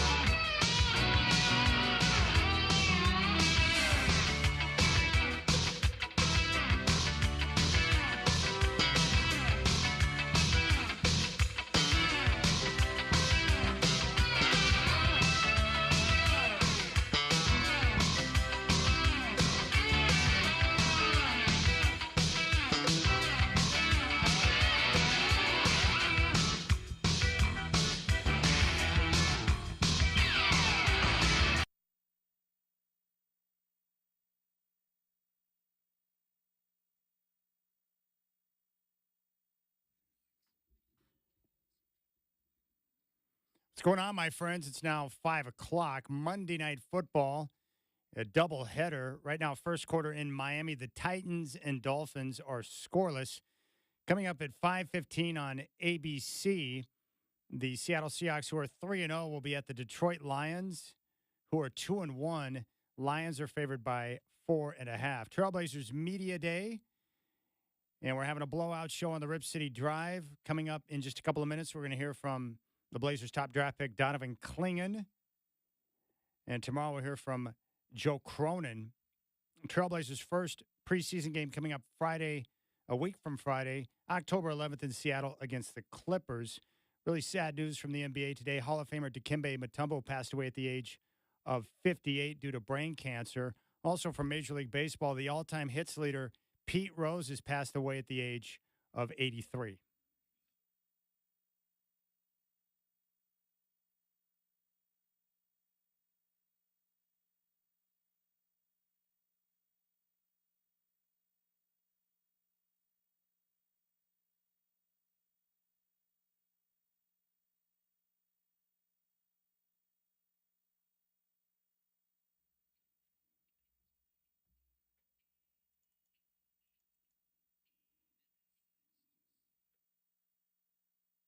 Rip City Drive, Dwight and Chad live from Trailblazer Media Day, and we're joined now by the Trailblazers top draft pick, Donovan Clingan from UConn. Welcome to Portland. Yes, thank you. Thank you. I'm excited to be here, excited to get to work, and, I'm really blessed and grateful for this opportunity. We just talked with Coach, and I could see the gleam in his eye. He's excited to get you on the floor and get to work. Yeah, no, it's been a great summer of, getting to work and, playing with these guys, getting used to the NBA level. Coach is awesome. I'm really excited to play for him, learn a lot from him, and, it's going to be a great year. Donovan, I'm curious. You did Summer League, and that's one thing. But in the last few weeks, all you guys have been out at the practice facility, working out, playing against each other and all that. Has that been another level up for you, and how has that been playing against, real NBA players every day? Yeah, I mean, it's a completely different game. Just the style of play, the pace of play. It's much faster. And you're playing against the best of the best. Going to go up against Rob and DA and WAP. All those guys really just making me better, helping me learn the game, and me going against them is helping them get better. You know what I mean? So really just learning how to play with these guys, against these guys, and learning everything I can every single day. We always hear that the adjustment for a center from college to NBA is one of the most difficult transitions. Why is that exactly? Is it adjusting to the way the officials call the game and how you can defend and what you can do and what you can't do? I mean, what do you think makes that transition so difficult for a player at your position? I just think the physicality, the strength. You look at some of these bigs like Embiid, AD, and they're just so strong. They're so big. They know what they're doing. They've been in the league for a while, so really just having the toughness, the strength, the physicality to go out there and know that I can compete with them, and I'm gonna have to outwork them and really fight my tail off the whole game. But I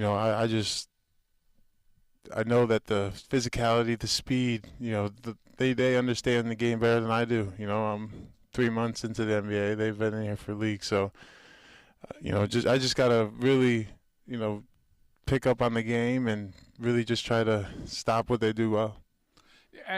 You've had enough time. Is there something you feel like you need to work on more than anything else? What is it that you need to play in this league on a regular basis? Just staying active defensively, for the whole possession, being able to continue to, protect the rim and grab the rebound. You got to be able to do both. You can't just do one. So, really just be able to make multiple efforts, possession after possession, and, working on my cardio, which has been, the best it's ever been recently. So, just really being able to, stack good possessions on top of each other. You speak of cardio. What did you learn through your time at UConn and transitioning to the NBA in terms of exercise, fitness, nutrition, different things you can do to keep your body in tip-top shape? Yeah, you just really got to lock in and take it so much more seriously because, the NBA season is 2 times the, the college season, you're going to need your body for a long period of time. Your body is what gets you going every day. It's how you play. So, you got to take great care of it. Through the pre-draft process, just every day, just finding different ways to, get better, whether that's nutrition-wise, lifting, stretching, getting shots up. And, you just got to focus on your body, focus on your plan every day, and, just stick to it. Curious, put on your analyst hat right now. Tell me what's different about playing against DA and playing against Williams. What do they bring, and what do you see from them that you like? Yeah, I feel like, DA is just, he's quick. He's really fast on his feet, getting out of ball screens, playing out that short roll and, having the handle and the speed he does with the ball and that short roll, getting to the rim, his physicality. Rob is, such a lob threat. If he gets, a centimeter behind you in the lob game, he's throwing it down. And, rebounding against Rob, you really got to get Rob out of the paint because he's going to grab a lot of those rebounds. And, he's very strong, very physical. And, they're two bigs that, I need to go up against to get better. What's it like being around both Scoot and Ant in terms of what you're seeing from those guys, pick and roll situations, and how things are coming along with you and the guards? Yeah, there's two different kind of players, completely two different players. Scoot fast, getting downhill, playmaking, looking for contact, finishing around the rim. Been shooting the ball. And Ant is looking. People are gonna be jumping out at Ant and the way he shoots the ball and the way he comes off the ball screens and can knock down that pull-up three consistently. So really just learning, what I got to do to put them in great positions to score and to succeed. All right, what's your reaction to Portland? You've been here a while now. Have you found restaurants you like? Have you found things to do? Are you okay with this city? No, yeah, I like it. I love it. I feel like it had a bad reputation, coming in, and once I moved out here and got to experience life out here for a little bit, it's definitely grown on me, and I really like it a lot. A lot of people, I could be speaking too early, but people say the weather's bad. It's been great here. Yeah, great summertime. I've learned over time that you have to experience something for yourself instead of just taking people's word for what a place is like. Yeah, no, for sure. you got to go see it yourself, and once I got out here, and I love it. What's your go-to restaurant? I don't know right now. Margarita Factory. I love the food over there. Great food. That works. Dwight and I both have a great respect for Coach Hurley and the program that he runs at UConn. What are two or three of the big things that you've learned from Coach that you think you can continue to take with you moving forward? Nothing's good enough. Like you never accomplished enough. You never, Oh, man. And I just feel like that's how I, stay hungry. Coach Hurley always emphasized that, no matter how well you played the night before, no matter how bad you played the night before, you got to move on and play the next game. We'd win a game by 20, 30 points, and the next practice he could care less about it. You know what I mean? He's worried about the next game. He doesn't want, if you go score 30 points this night, you're happy about it. The next game you go score 5. He doesn't want that. He wants you to be consistent, and he wants you to just stay hungry, and that's something that he really taught me is, I won the national title. 3 days later, I'm in the gym worried about the next thing. I just feel like it's something that he really taught all of us is, we're worried about just winning more and more. We haven't accomplished enough yet. And, and he just always taught us to play hard. Like how hard we practice, how hard he coached us, just really made us want to go out there and, do everything we possibly can. And, I feel like that's something I'm going to carry over is, how hard I play, how badly I want to win. And, it's just never satisfied. Have you set some goals for this season, what you might accomplish? Yeah, I just want to have an impact. I want to learn a lot. I want to help this team win, and I'm a team guy. I'm not worried about the stats and all these accolades. I want to win. I want to win games. And whatever I have to do to help my team do that, I'll do it. We were wondering about that with, your track record. All you've done is won, and now you're coming into the NBA where you're joining a team that's going through a transition right now with young players, second youngest roster in the NBA. Have you had a chance to think about mentally how the impact of going from winning championships to going through a transition time in the NBA with a young squad? Yeah, I mean, I thought about it. I know that it's not going to be as easy as people might think UConn was. It wasn't, but I just want to be a part of the the process. Someone that has an impact, someone that is getting better every day, someone that's helping everyone else get better. Team guy, great in the locker room. So, I just I know it's going to be a process. I know it's not going to be easy, and that's why I'm here. I want to work through that. I want to do everything I can to show everyone what I could do and play at my best every single night. You're out there practicing for several weeks now at the practice facility. Who's the best guy out there? Who's the guy that's really shocked you with how good he is? I mean, I don't know. I feel like this team's so talented. We got a lot of good young talent. Just I love the way how Ant plays coming off the ball screen, and his passing ability, finishing ability around the rim. His jump shot is, it's going in when it goes up. I really love playing with all these guys: Scoot, Shaden, Denny. Playing against DA, Rob. Everyone. I love it here. All right, quick thought on Denny. He's the other newcomer along with you. What are your thoughts on what you see in his game so far? I love it. He plays really hard. Physical. Really strong. Does a little bit of everything. Can shoot the ball well. Get to the rim. Rebounds. Just defends. Got a lot of energy. Really good dude. And I'm really excited to play along him. Well, I tell you what, we're excited to see you play, and you probably noticed this, but Rip City can't wait to see you on the floor. We appreciate the time, and we can't wait to watch you ball this year, Denny. Thank you for having me. I'm excited to get going. All right, Donovan Clingan, Rip City Drive here at Trailblazer Media today. Boy, that guy is one of the biggest human beings I've seen in person in quite some time. He is big. He's a big dude. He is. Yes, he filled up the doorway. He's one of those guys where he has to duck. I'm concerned about his dome. I don't know how you can be that big and try to function in life where you got to worry about doorways and ceilings and all the different stuff going on. Yeah. He had to significantly duck to get through that door. It wasn't just like duck down a little bit. No, he had to get down. I did find it interesting that a guy of that size, and he's a strong dude, that the first thing he mentioned about the jump or the difference between, where he was at UConn compared to now and having a chance to be at the PF, it's the physicality, the athleticism of the bigs that you're going to face on a night in and night out basis. Yeah. Yeah, and you talked about how hard it is for the centers to come from college to pros. It's because they don't see guys their size in college. He's used to looking down at a lot of the centers he played against. 100%. Yeah, and I know there was one at Purdue that was bigger than him even, but for the most part, they play against smaller guys. Man, we talked about the logjam at guard with Ant, Scoot, and Shaden. They got the same issue at center now.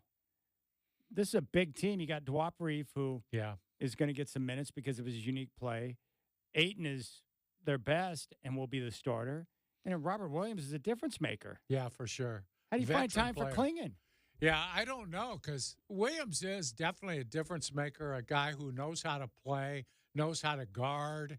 I think my guess would be they keep Williams around to mentor Clingan a little bit. Especially the defensive end. Yeah, but then he has trade value. Somebody that thinks they're going to win a conference championship is going to want Rob Williams on the bench. Because he's a difference maker. Man, Ayton's been pushing hard, and we're going to hear from him tomorrow to be the power forward. He wants to be the 4 and then have one of the other guys play center. He likes the idea of going big, which would free him up to be able to run the floor, which he's excited to do. God, they haven't been big in a while. Boy. They've been small for quite a while now. And now it's like a different story. Yeah. I mean, even now, just look at them. You got Ayton and Avia, who are, pretty good size at forward. And then you got 3 guys in the middle, along with Reef. 4 guys at center who can, play with size. It's impressive. Yeah, it is. Jeez. They'll do better on the boards. They'll block more shots. Should be better defensively. I like Clingan a lot. I'm excited to see him play. I like his attitude. I mean, you could tell he's a guy that's used to being coached hard. You play for Coach Hurley. You're used to guys yelling at you. Yes. You have a big night. He doesn't care. What are you going to do for me next? What's next? All right, when we come back, we'll catch up with Oregon State head football coach Trent Bray. He'll join the show as the Beavs coming off the bye week, getting ready for Colorado State. We'll find out how productive that bye week was for the squad.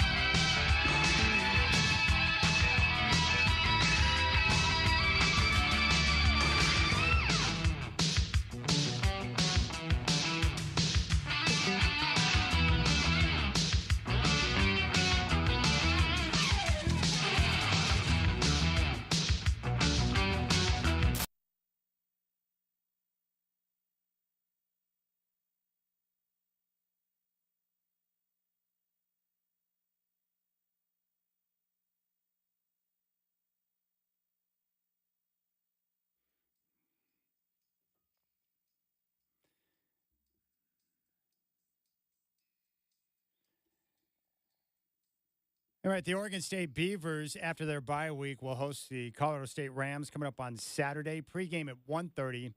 Kickoff from Reeser at 3:30 on your home of the Beavs, 1190 KX. And joining us once again is their head coach, Trent Bray. Coach, good afternoon. It's great to have you on. You know, Dwight and I were wondering about this for a coach with the bye week. Do you actually get a chance to sit back and watch some other teams around the country? How does that work for you? I did a little bit on Saturday. Yeah, we had day off and got a chance to catch a couple games. Did you watch Bama and Georgia by chance? I did, yep. It's a pretty good game, wasn't it? It was a great game, yeah. Yeah, at least a great game. Trent, I'm wondering about, you've got a third of the season behind you now, and how do you feel about where your team is sitting right now? I feel good about the progression that we've made through the first 4 weeks. I feel like gotten a lot better from game 1 to game 4. Had good week this bye week. And so I feel good about where we're at, but know that we need to continue to keep improving. You know, one thing that was nice for me as I was watching it as a fan, I was curious to see how you guys would respond to the loss to Oregon and going up against a team in Purdue that was coming off a pretty bad loss themselves. And I thought the way your guys approached it, the physicality and the response was nice. What did you think about the response from your guys in that game coming off the loss? Yeah, I think the whole week was great. The work that they put in, no one hung their head. No one, felt sorry for themselves. They were eager to learn, okay, how do we make this better? How do we keep this from happening again? And worked really hard to fix those things. And I thought they did a nice job. Okay, you had a bye week. How did that work out for you? Did you get people healthy? Did you have good practices? What went on during the bye week? Yeah, we got people healthy. We had short, quick practices that got us ahead on Colorado State. So we're way ahead on Colorado State and game plan that way. But at the same time, they weren't physically taxing. It was more mental and going through the fits and all those different things. So I thought it was a good bye week for both those reasons, getting guys healthy and, getting some good work done still. Hey, Coach, what are some of the different things that you've learned from the different coaching staffs you've been on in terms of how to approach and structure your bye week? Yeah, a lot. I learned what I don't like, what I do like. The biggest thing for me going in this bye week was I didn't want to treat it as a week off. Felt like we still needed to get better and get ahead for this week, and give our guys more time with the game plan. And so I thought our coaches and the way we kind of structured that did a good job of that. Okay, speaking of this week, what does the film and your scouting report say about Colorado State? They're a good football team. They got offensively, they got really good skill players, good receivers, good running back, runs hard, a good quarterback, and then defensively, they play hard and they're physical. They know what they're doing, so they present a problem of a team that just they know who they are, they know what they do, and they do it very well. We're talking with Trent Bray, head coach of the Oregon State Beavers, as they get ready to face Colorado State this weekend. 1:30 pregame, 3:30 kick on 1190 KEX. Defense is your expertise, and I know right now the Beavs rank in the bottom 5% of FBS schools in rush yards per play, sacks, and also tackles for loss. And I'm just curious how much of an emphasis you're placing in those categories right now and throughout the course of the bye week as you guys progress and look to make improvements. Yeah, the rushing yardage for sure. Really the fourth quarter of that Purdue game is where most of it came from, and what was the breakdown there that happened, and getting those things fixed with our players, and then the tackles for loss and sacks. That's going to come from guys as they start to play faster in the scheme and understand it more. Again, still a progression because the guys up front especially are still very young and new. And so they're getting better every week like the team is. And that's when those things are going to start to come, is when they can start playing faster, because those fast reactions and ability to make those plays in the backfield is a product of that. It probably varies from player to player, but when you have guys adjusting to a new scheme, how long does that take before that really clicks? Is it a few games? Is it a certain number of plays? How do you know when guys really make that next jump and it starts to click in terms of understanding of where they need to be and what they need to do so they can just react? Yeah, it's different for every player. But usually with guys that get here in the spring or summer, it takes, maybe somewhere around that midway point of the season to truly, feel like they're playing fast. Like I said, they're getting closer and closer, and we got to help them get. And that was an emphasis this bye week. Keep helping them get closer to that product that we want. Okay, the big story last week in college football was a player at UNLV either trying to renegotiate an NIL deal or get the money earned him, whatever it was. He said, she said, I'm not going to speculate on that, and you shouldn't either, I guess. But I'm just curious how it goes at Oregon State. Do you have anything like that happening with a renegotiation or a misunderstanding of what players are supposed to get? No, we don't. No, it's very clear, and we don't have any issues like that. Do you have contracts? The collective handles all that. I'm not even allowed to be involved in those conversations. Mm-hmm. That's terrific. The other big news, of course, has been the addition of teams to the Pac-12 conference with expansion. How excited are you about the conference starting to take shape now, Coach? I think it's great to keep the conference going. And they added some really good teams, which is exciting, and looking forward to seeing how it continues to grow in the future. But the fact that they're going to rebuild the conference and there's going to be a Pac-12 conference is a great thing for college football and for us. Give us a little hint on who that eighth school is going to be. You don't have to tell us because you probably can't, but, just give us a little hint if you would, Trent. I have no idea, to be honest with you. All right, the other one I wanted to ask you about is, I've really enjoyed watching Giovanni McCoy play. What do you think about his progress and what you've seen from him through the first 4 games? Yeah, he just keeps getting more and more comfortable with the offense. I thought against Purdue, he really started to see that, the way he operated it. We ran some stuff that, as we're learning him and what he's great at, I think Coach Gunderson's done a great job of starting to mold the offense to his skill set and what he does really well. So I was impressed with how he played against Purdue.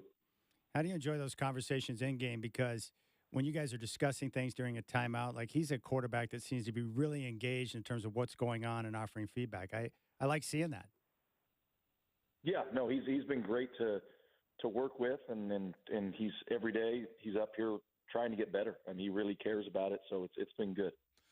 What's it been like for you on the sidelines? You're the head guy now, and everything goes through you. The TV camera's on you more often. I'm sure you must be aware of that by now. And it's just, you're the guy to talk to the referees. There's a lot more things going on for you. How's it been so far? It's been good. The transition's been better than I thought it'd be, to be honest. It's different, the things that I got to worry about in game as opposed to what I did as a coordinator. But spent a lot of time studying those things and the situations and timeouts and when to use them, when to do all that stuff. So I put in a lot of work on that so I would be ready, but it's been good so far.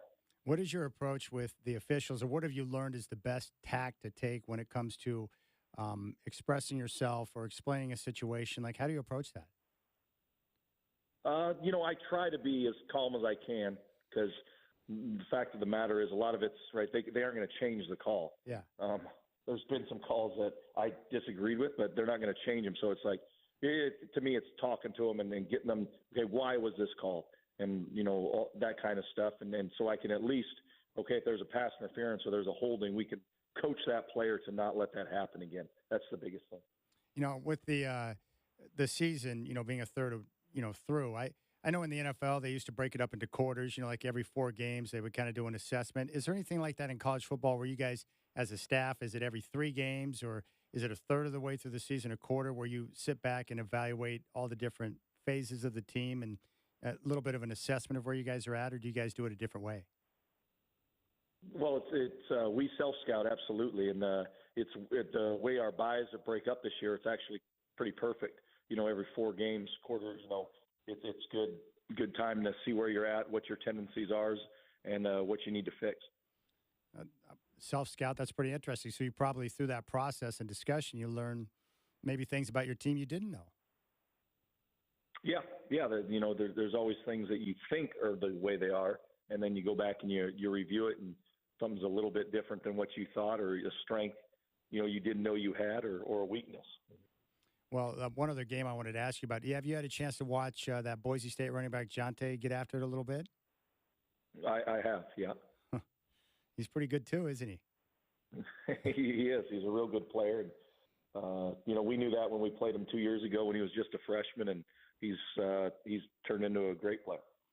Well, Coach, we appreciate your time. Colorado State's coming up this Saturday. Kickoff at 3:30. Pregame will be at 1:30 on 1190 KEX.